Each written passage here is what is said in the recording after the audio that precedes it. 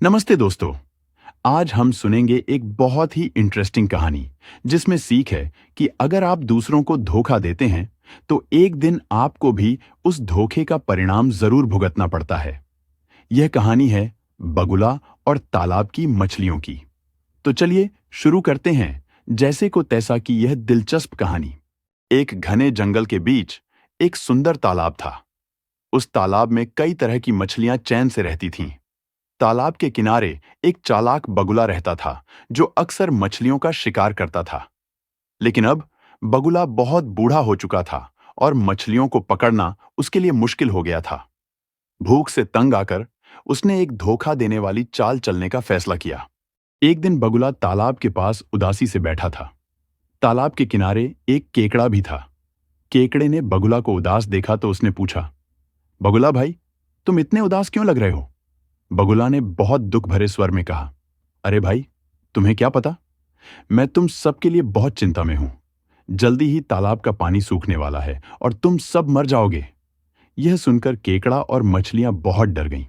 सबने पूछा, क्या हम बच सकते हैं? क्या तुम हमारी मदद करोगे? बगुला ने अपनी चालाकी दिखाई और बोला, मैं तुम्हें एक सुरक्षित तालाब तक ले जा सकता हूं।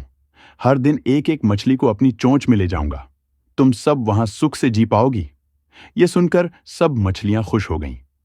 बगुला मछलियों का शिकार करने लगा, लेकिन तालाब के पास ले जाने के बजाय वह उन्हें एक पेड़ के नीचे खा जाता।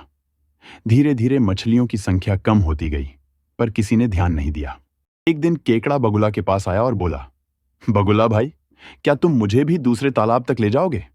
मैं भी यहां नहीं रहना चाहता, मुझे बहुत डर लग रहा है।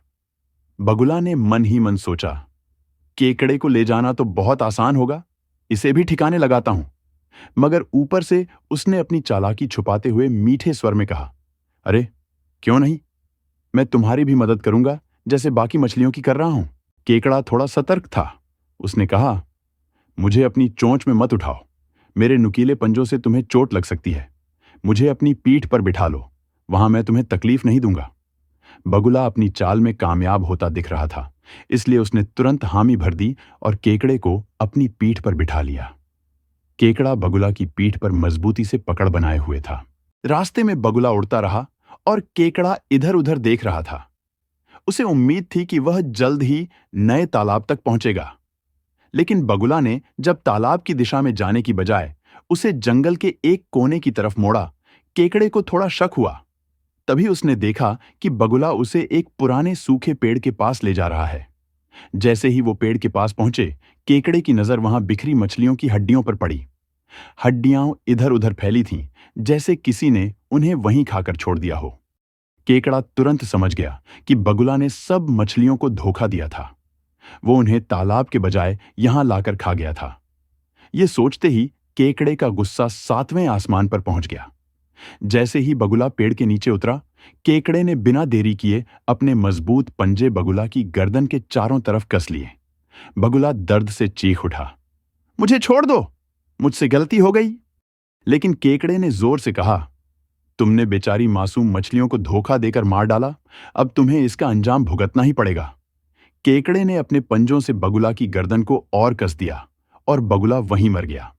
केकड़ा वापस तालाब में आया और उसने सभी मछलियों को बगुला के धोखे और उसकी चालाकियों के बारे में बताया।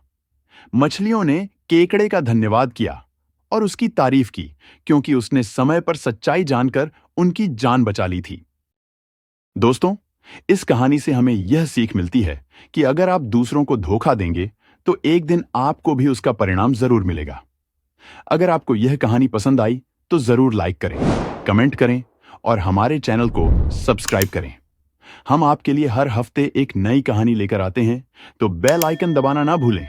फिर मिलते हैं एक और रोचक कहानी के साथ।